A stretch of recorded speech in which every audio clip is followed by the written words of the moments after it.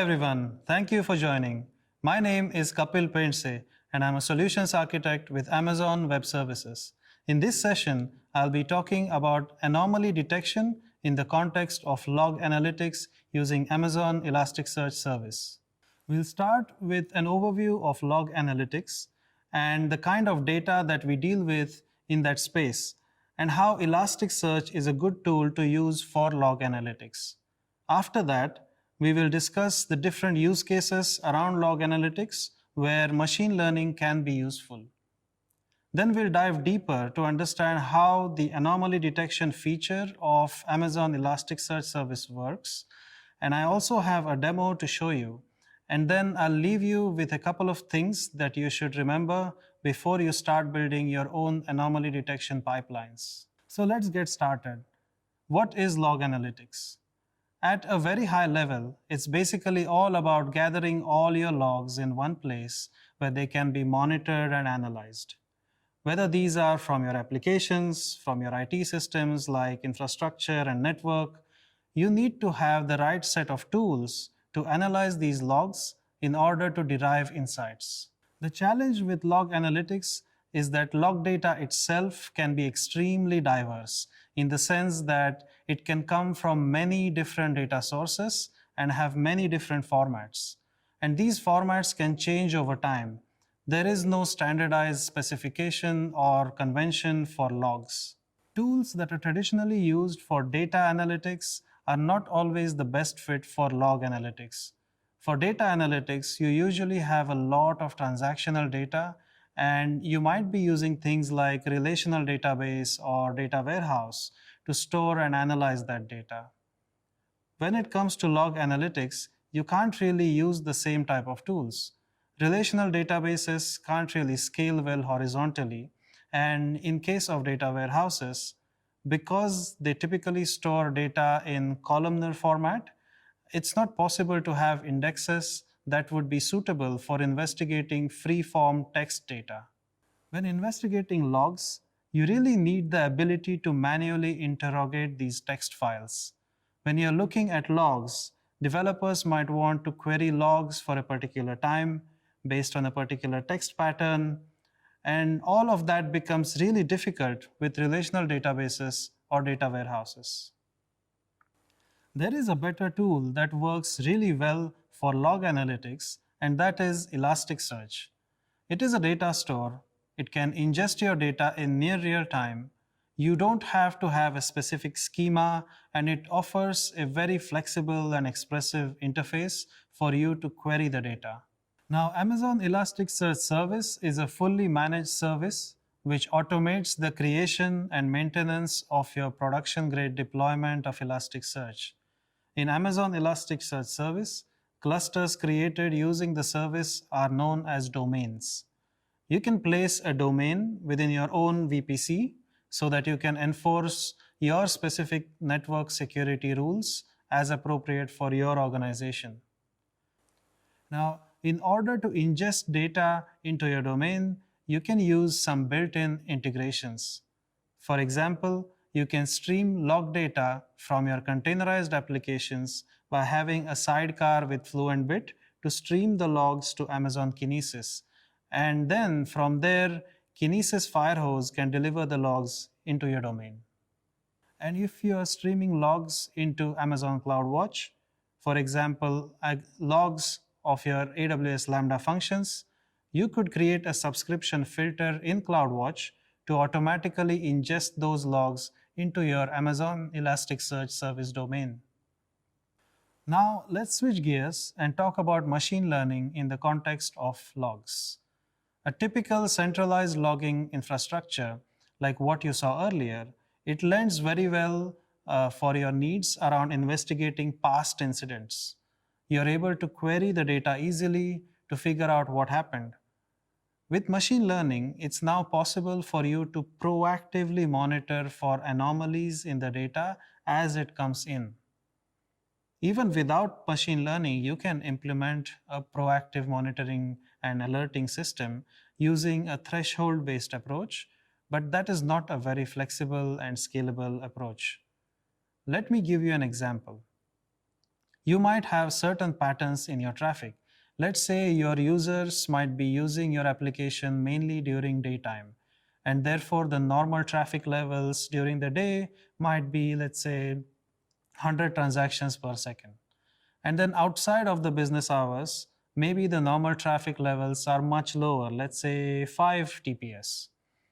If you use a typical threshold based approach, you would need to set two thresholds, one for business hours and one for outside business hours. And you would need some kind of a schedule based activation of these two thresholds. This only gets more complicated when you are managing multiple applications and systems. This is where machine learning can really help. There is a machine learning technique called anomaly detection, which can train a model that is capable of understanding what is normal and what is abnormal. Now, before we jump into the details of how that works, let's understand the different use cases where anomaly detection makes a whole lot of sense. Let's say you have multiple sources of log data, VPC flow logs, S3 access logs, and your application logs. And you are streaming all these logs into your Amazon Elasticsearch service domain. Now, what are the few things that you might want to monitor proactively, and where would the machine learning based anomaly detection make sense? One of the things you might want to monitor is HTTP response codes in your application logs. On a normal day, of course, there might be some 400 errors, but then in comparison to the number of 200 OK responses, 400 errors should be far fewer. What if there is a sudden spike in those errors? That's something you would want to monitor proactively and be notified about. Another interesting use case would be if your application is targeted towards users within certain geography. You could map the client IP addresses to country codes. Now, if your application suddenly starts to get a lot of traffic with unusual country codes showing up in the logs, then that could be a potential security concern, and that's something you might want to proactively monitor. Now let's learn how anomaly detection actually works within the Amazon Elasticsearch service. As I said earlier, anomaly detection basically learns from your data. It learns to classify whether a particular log entry is considered normal or is it a deviation from normal. Anomaly is nothing but deviation from normal pattern. The anomaly detection in Amazon Elasticsearch service doesn't require prior knowledge, as in you don't really have to have a labeled dataset. The algorithm is an unsupervised learning algorithm, meaning that it learns by itself over a period of time by looking at your data. It learns to identify patterns like this one that you see on the chart here. The confidence score is indicated by the green line, and the anomaly grade is indicated by the red line. As you can see, the red line has remained very close to zero for most of the period, meaning that there is no anomaly even though there are these regular highs and lows in this data. This means the algorithm has learned this pattern and now treats these highs and lows as normal. At the same time, the algorithm has also learned to flag out anomaly whenever there are deviations from this recurring pattern, like those spikes that are at about 1/3 and 2/3 points in this time series. Those are clearly deviations from the normal pattern, and the algorithm correctly identified them as anomalies. All of this is part of the Amazon Elasticsearch service and available to you at no additional cost. It works in near real time by employing the random cut forest algorithm, which is baked into the service itself. Now let's take a look at how to configure it and how to use it. The most important concept to learn is something called a detector. When you want to use anomaly detection, you first configure a detector. It's nothing but an individual anomaly detection task. You configure this task with two parameters. There is a detector interval and there is a detector window delay. The best way to understand these concepts is to visualize them on a time series.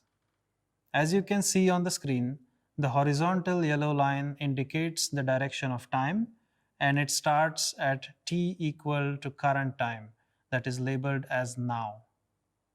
The numbered document icons represent the log data that is being ingested over time. The number represents a unit of time, for example, seconds. Now, if you set window delay equal to 2 seconds, then that means the detector is going to wait from now plus 2 seconds before it processes the data. In other words, it's going to wait for the time to be t plus 2 before it actually processes the data that was ingested at time t. This is useful when you need a certain amount of time for some kind of data pre-processing logic to finish. The second thing to configure is the detector interval. The detector interval is the amount of time for which the detector accumulates all the incoming data points and then runs an aggregation on top of that data to produce a single aggregate value. In this example, the detector interval is 4 seconds. What this means is the detector is going to accumulate data for every 4-second interval and then run some aggregation function on those accumulated data points to produce a single aggregate value for each 4-second interval. The next concept to learn is something called a feature. A feature is nothing but a field in your data for which you want the detector to learn what are the normal values or the normal pattern of values, and then detect whenever there is an anomaly in its values at runtime. So building on to the previous illustration, when you configure a feature, you also configure an aggregation function to be applied to that feature over the detector interval. Out of the box, you can use aggregation methods like count, sum, minimum, or maximum. Going back to the example of HTTP response codes, every log entry might be reporting what's the HTTP response sent out for an incoming request. You might see that normally majority of your log entries would have response code 200 OK, and there might be a handful of log entries which have 401 or 403 errors as response codes. So what you could do is you could count all of the 200 responses and all of the 401 and 403 responses. Those three counts become inputs to your anomaly detector. So in the first detector interval that you see on the screen, you will have counted X number of 200 responses, Y number of 401 responses, and Z number of 403 responses. Over a period of time, by processing these aggregated values, the anomaly detector will learn that on average, the error rates are, let's say, 3 or 4% of the total number of requests. Anything more than that is going to be flagged as an anomaly, and that's exactly what you want. Whenever an anomaly detector detects an anomaly, it's going to output two values. It will output an anomaly grade, which is essentially like a severity score. It indicates how severe is the anomaly. It will also output an associated confidence score, which indicates how confident is your anomaly detector about that particular anomaly grade assessment. Both these values are between 0 and 1, with 1 being the highest level of severity or the highest level of confidence. Now, I've built a simple demo to show you how this works. I've set up a simple Python script running on an EC2 instance, and this script generates a lot of log data. It's just a simulation, but to keep it close to a real scenario, the script generates log data with fields that you would normally find in Amazon S3 access logs or other web application logs. I've also implemented some pre-processing logic in my script. The script converts remote IP addresses into country codes. In my example, I have a simple lookup table for this conversion, but in a real scenario, you might want to consider using some third-party APIs or database to do this conversion. The script also contains one-hot encoding for HTTP response codes. HTTP response codes are normally numeric values in the range of 100 to 599. So in theory, we could use these values without pre-processing. However, it's a large number of possible values, and each value has a meaning that's defined in the HTTP protocol specification. These response codes are not really mathematical numbers. Status 200 means the request was handled successfully. Two such responses simply mean two requests were handled successfully. In that sense, you can't really add 200 plus 200 because that will mean 400. But status 400 has a completely different meaning. It means a bad request. So you see, we can't really treat these HTTP status codes as numeric values, and we can't do mathematical aggregations on these values like sum, min, max, etc. That will just confuse the anomaly detector. What we can do instead is apply a bit of our knowledge about the HTTP protocol. We know that these HTTP response codes are categorized into 5 buckets. Codes 100 to 199 stand for informational responses, 200 to 299 are considered successful responses, 300 to 399 are redirects. All these are fairly harmless from the point of view of detecting application errors. However, values from 400 to 499 stand for client errors, and 500 to 599 stand for server errors. These are the values that indicate something problematic and something that requires attention. So as part of the log pre-processing logic, I've created 5 new fields, namely 1xx, 2xx, 3xx, 4xx, and 5xx. These are binary fields, and depending on the value of the original HTTP response code, I set only one of these 5 fields to 1, the rest are all set to 0. We can use the sum aggregation on these fields to let the anomaly detection algorithm learn what is normal. Now imagine the scenario where your application logs suddenly start to see a lot of 400 errors. The sum of the 4xx field will spike, and that will be detected as an anomaly. Before we jump into the demo, here is a handy table that you can refer to when you are building your log pre-processing logic. It's just a list of fields commonly available in log files and some suggested pre-processing and aggregation methods for those fields. This is not an exhaustive list, but should be a good place for you to start. Now let's head over to the demo. As you can see, I'm already logged into my Amazon Elasticsearch Service Console, and I already have an Elasticsearch domain running here in the active state, and it is version 7.9. Let me go ahead and open the Kibana interface to access the data, and let me first show you what's the structure of the data that I have been ingesting into my index. As you can see, I have an index here called generic HTTP logs, and I have that EC2 instance running with the Python script as I described earlier. And that script has been generating a lot of data continuously. Let's go back maybe an hour and let me show you how much data we have. And clearly you can see there is a recurring pattern in this data, right? We have the lows and then the highs. And this is also something that I have simulated intentionally in the script. And my hope is that the anomaly detector will learn by processing this data, and it will learn and understand that this is normal. This is those are not abnormal spikes. And then when there is any deviation in the traffic from this pattern, I want the anomaly detector to detect that as an anomaly and send out an alert. Now, we'll also take a look at what's the structure of the data in here.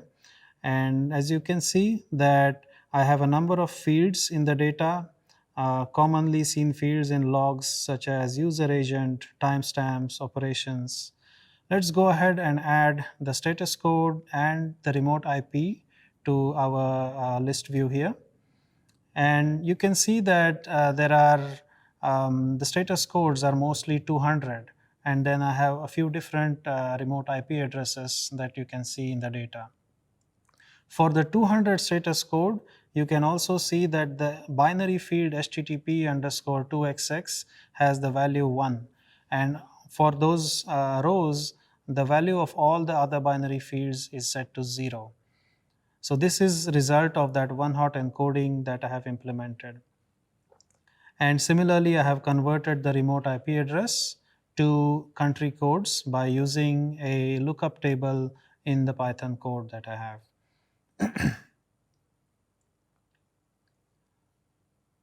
Now, let's take a moment to look at that Python script so you understand how I'm generating the data. So here I'm logged into my EC2 instance, and let's see if that Python script is running or not, first of all.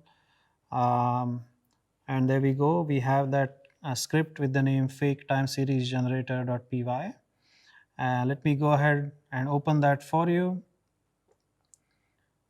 And as you will see that it's a very straightforward, simple Python script with a lookup table at the top, which I use to convert IP addresses to country codes. In a real scenario, you will use an API or a database to do that conversion. And then if we scroll down here, this is the one hot encoding that I was talking about earlier to convert the HTTP status to the binary fields. And this is where I'm populating all the fields, packaging it into a JSON object, and then sending this packet to the Elasticsearch domain. Now you might notice that there are a couple of places that where I'm using a check whether the mode of the script is anomaly or not. If the mode is not anomaly, then the script generates this particular time pattern, right? It's a pattern that I've generated by manipulating the timestamp. And also, if the mode is not anomaly, then the generated data will contain mostly 200 status responses and only a few 404 errors. But if the mode is anomaly, then you can see that I'm selecting from a much broader range of error codes and status. And you should see a very high number of errors appear in the log data that is generated in the anomaly mode.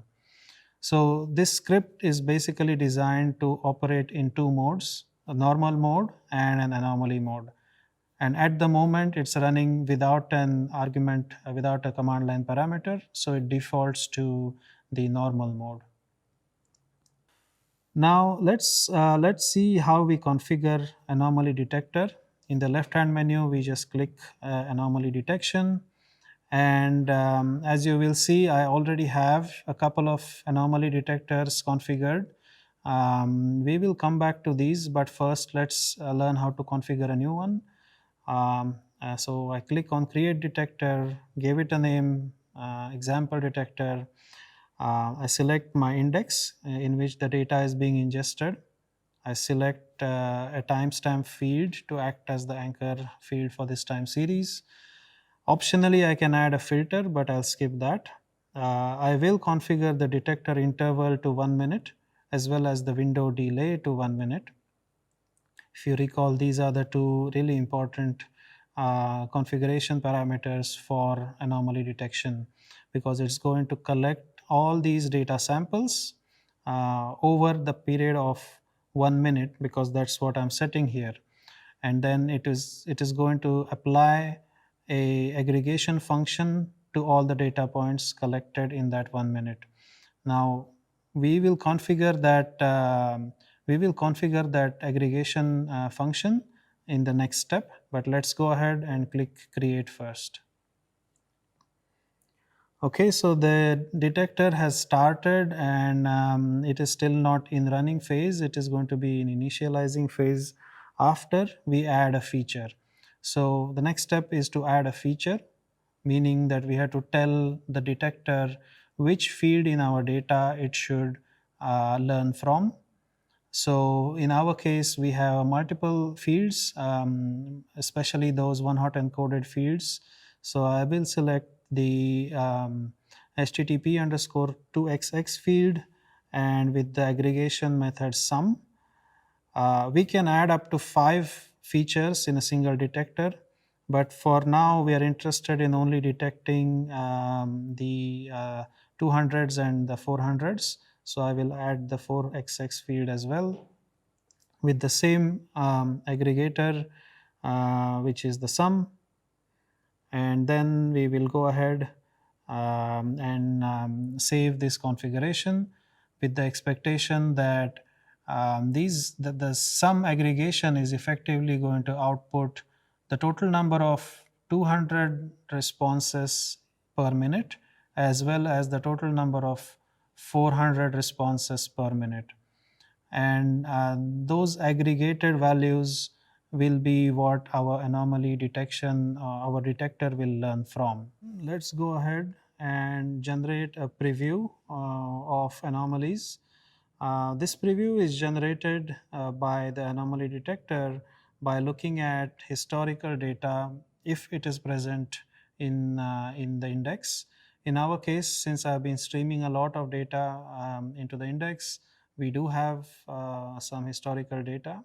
And so you can see that there is some anomalies that were generated as part of the preview. But we wanted to really learn from real-time data. So let's go ahead and click confirm. And as you can see, the status of the detector has changed to initializing. Now let's go back to the detectors that are already running because the initialization of the new detector could take a while. I have a couple of detectors configured here, unusual country detection and another one for detecting some changes in traffic patterns. Let's open up the unusual traffic pattern detector. And as you can see, it's been running for a few days already from 22nd Feb. Now let me go back to the EC2 and I stopped the script and I'm going to rerun that script in the anomaly mode so that it starts to generate anomalies in the log data. With that running, let me refresh this view to look at data coming in the last 15 minutes. And remember, we have set the window delay to 1 minute and the detector interval as well to 1 minute. So it's going to take a couple of minutes before the model detects an anomaly and then displays that anomaly here on the screen. So we'll wait for that for a while, but we can already refresh the screen and see that the data has started to be ingested.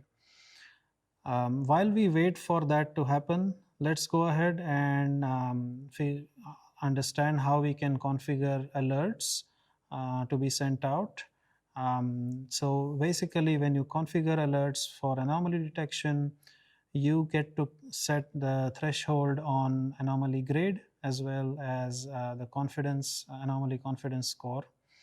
And then you can define multiple actions, the actions through which the notifications are sent out. For this particular alert, I have configured custom webhook, but let me show you what other options are available in Amazon Elasticsearch service. So as you can see, you can select from Slack or Amazon SNS or even Amazon Chime, or as I have done here, I've selected a custom webhook. So let me show you what that custom webhook does in my demo.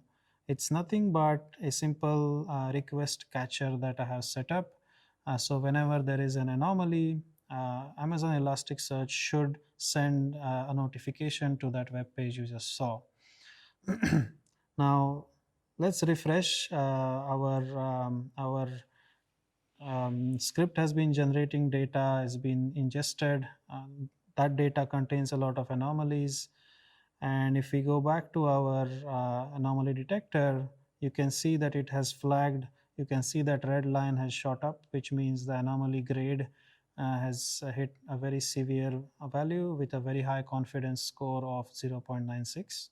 And on the request catcher as well, you can see that the alert was sent out with data including the severity, the name of the anomaly detector, and timestamps. So with the webhook, you could potentially integrate this with your downstream applications or in your email to notify the relevant people. So that was the demo. And with that, let's switch back to the slides. Now, to get started with anomaly detection for your logs, the first thing you need is an Amazon Elasticsearch service domain that is at minimum version 7.4. If you're creating a new domain, I recommend starting with the latest available version, which is version 7.9. Once you have your domain set up with correct version, you can start ingesting your log data into the index. Once the data has started streaming into your index, configure your anomaly detector with those parameters that we learned earlier. After that, you can go ahead and configure the thresholds and delivery method to receive the alerts. Now, before you go, please remember that this feature only supports continuous numerical values. If you have text strings, non-numeric data, or categorical features such as error codes and status codes, that is not natively supported. You should be able to work around that by doing some data pre-processing. So think about what you want to do to pre-process that data. Then the second thing is the values that you configure for your detector interval and the window delay. Those are really important values. Depending on what you set for those values, your detector could stay in the initializing state for several hours because it's going to wait for accumulating at least a sufficient number of samples to learn from. So for example, if you set the detector interval to 10 minutes, that would effectively mean in order for the algorithm to have sufficient data samples, several hours worth of data has to be ingested and processed. This is where it helps if you already have some historical data in your index because the data will also be used automatically. If your detector stays in the initializing state for a very long time, like longer than a day, then you can actually use the Profile Detector API. This is an API of the open distro for Elasticsearch. This API can be used to figure out what's going on with your detector behind the scenes. And then finally, remember that this is a computationally intensive task. So please do monitor the CPU utilization of your domain and the nodes in your domain. If you observe the CPU utilization is becoming a bottleneck, please try to use larger instances with more vCPUs. All right, that's all I have for you today. I hope you have enjoyed this session. To gain more confidence and hands-on experience with AWS, access the digital training built by AWS experts. Attend our instructor-led classes by qualified AWS instructors and learn how to design, deploy, and operate highly available, cost-effective, and secure applications on AWS. Validate your technical expertise with AWS and use practice exams to help you prepare for AWS certification. And with that, I'll take your leave. Thank you very much for joining this session, and I hope you can use today's learnings to implement your own proactive anomaly detection pipeline using Amazon Elasticsearch service. And by the way, we really appreciate your feedback. To help us better understand the topics and services you would like to know more about, please do take the time to fill out our survey and let us know what you think. This is Kapil Painse from AWS, signing out for now.